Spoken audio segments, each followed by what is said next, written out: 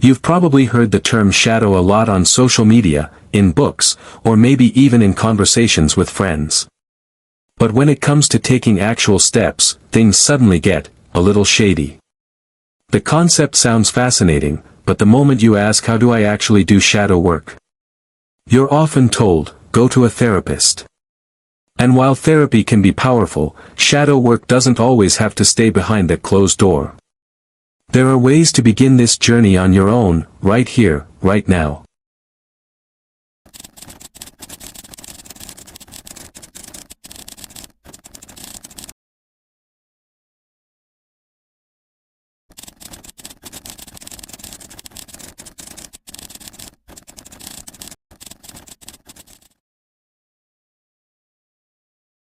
So, how do we break this cocoon? Not by tearing it apart all at once, that would overwhelm us. Instead, we approach it layer by layer, with patience and honesty. Each layer we peel away reveals a truth about ourselves, truths we've denied, rejected, or hidden in the dark. Shadow work is not about destroying the shadow, it's about understanding it, learning from it, and slowly integrating it into who we are.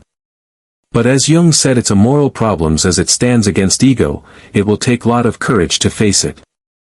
The first layer we can touch is the most accessible one, the part of the shadow that overlaps with our personal unconscious. These are the memories we've tucked away, the emotions we've buried, and the traits we've denied. They aren't entirely lost, they live just beneath the surface, showing up in our daily lives as slips of the tongue, sudden reactions, or patterns we can't explain. By paying attention to these subtle signs, we begin to glimpse the shadow peeking through.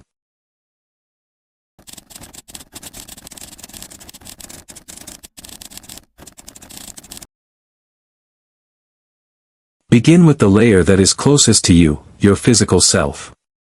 Look honestly at the parts of your body you've judged as inferior, the features you've secretly criticized, or even felt ashamed of. It could be your height, your hair, your nose, or your weight. These thoughts might seem small, but each judgment is a doorway into the shadow. Instead of rejecting these traits, sit with them. Ask yourself, why do I see this as less? Who taught me to feel ashamed of it? By observing without running away, you begin to reclaim what you once pushed into the dark. And here's the hidden cost: when you carry shame about your physical self, it doesn't stop at the mirror. That quiet judgment can follow you into many areas of life. You might hesitate to step forward in social situations, hold yourself back in relationships, or even silence your voice in opportunities simply because a part of you whispers, "You're not enough." This is how the shadow keeps us behind, not through force, but through the weight of unspoken shame. So, the first real step in shadow work is simple, but not easy. Stand before yourself and say, "This is who I am. I accept myself as such." Not after you've changed, not when you've fixed what you dislike, but right now, exactly as you are. The act of saying these words breaks the shadow's hold, because acceptance is light, and light weakens the cocoon of illusion. Remember, you can't heal what you keep rejecting. The journey begins the moment you say yes to your own reflection. Take it a step further. Go out without the wig. Remove the high soles. Forget about the makeup for a day. Let go of those little adjustments you've used to cover what you thought was not enough. Notice what happens. You may discover that you've been holding your neck muscles tense just to keep that wig in place. Or that your legs have been aching from those high soles you thought gave you confidence. And when you set them aside, you realize something: you are lighter. You are freer. And this is only the beginning. Because once you release the weight of hiding, you no longer stay behind. You can step forward this time with your true self. And from here, your other qualities, your real strengths, finally have space to shine. The second layer of shadow work lies in our emotions. These are harder to hide because they emerge suddenly, in the middle of our day-to-day interactions. The key is to name them as they arise. When you feel a wave of anger, jealousy, envy, or sadness, pause for a moment and say to yourself, "This is anger." This is jealousy. This is fear. By naming the emotion, you pull it out of the shadows. Instead of being swallowed by it, you stand beside it. And the simple act of recognition is the beginning of integration. Once you've named your emotions, take it a step further. Observe yourself in that moment. What does your face look like when anger emerges? Do your eyebrows tighten? Does your jaw clench? How does your body react when fear shows up? Do your shoulders shrink? Does your breath get shallow? These subtle changes in expression and posture are the shadow speaking through the body. By noticing them, you learn the language of your emotions instead of being controlled by them. Awareness transforms reaction into choice. Ask yourself, do you keep a smile on your face when you're actually angry? Or do you act indifferent when something excites you? These masks are ways we push emotions into the shadow.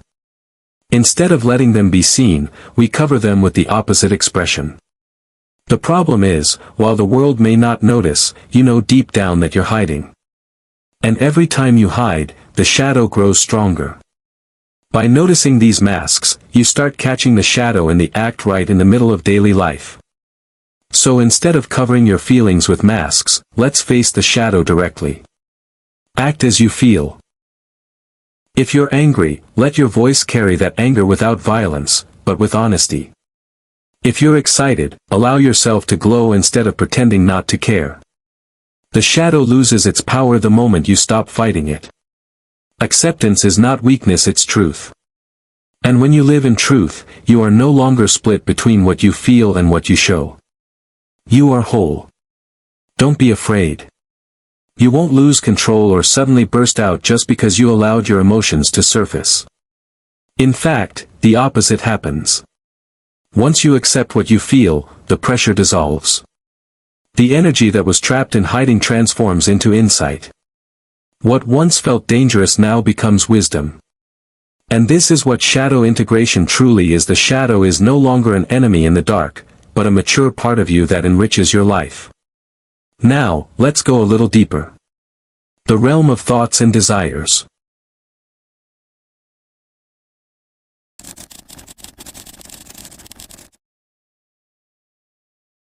Here, the shadow hides in what you actively imagine.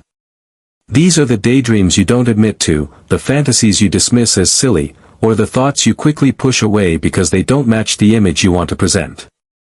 But these hidden desires and secret thoughts carry important messages. They show you what your conscious mind refuses to own, yet your deeper self still longs for. Observing them without judgment is the next step toward integration. Trust me, it's not the perversion you fear. Most of the time, it's simply an immature connection within you, a part of your psyche you ignored. The shadow exaggerates it because it has been left in the dark. But once you accept it as your own, without shame, it begins to grow and mature. What once felt like a forbidden thought slowly reveals itself as a natural human longing. This is how shadow work transforms hidden desires, not by erasing them, but by allowing them to evolve into something wiser, deeper, and more authentic.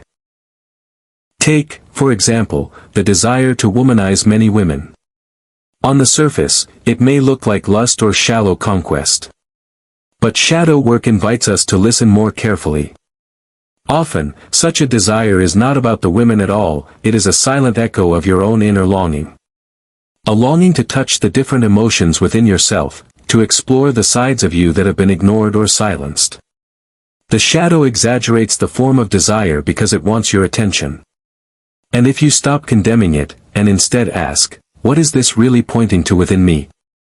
You'll find that behind the fantasy is a call for emotional depth and self-acceptance. Desires that live in the shadow are not limited to relationships. They take many forms. The craving for power, for instance, may not mean you are meant to dominate others. It may be a silent echo of your own need to feel strong, to stand firm where you once felt weak. The hunger for fame might not truly be about the spotlight, but about the desire to be seen, heard, and valued after years of invisibility. Even the urge to control everything around you often points to a deeper fear of uncertainty within. When we accept these desires as signals instead of sins, they transform.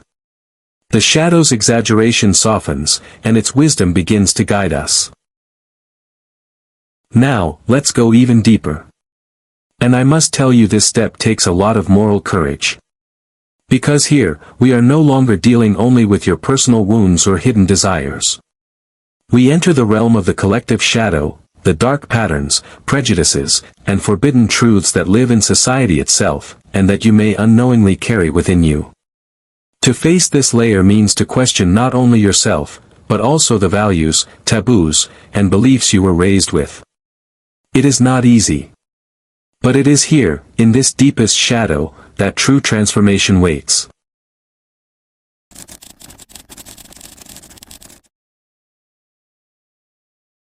This is where projections come in. Projections are the shadow's favorite disguise. Instead of admitting what lives in us, we cast it onto others. We say, "He is arrogant," when deep down we've denied our own pride. We call someone immoral when secretly a part of us wrestles with similar impulses. This is the shadow's trick. It convinces us that the darkness is out there, when in fact, it is reflecting back from within. The more we judge others harshly, the more likely we are staring at a hidden part of ourselves. Think of this: whatever in others makes you feel deep disgust, hatred, or extreme anger, stop for a moment and look closer.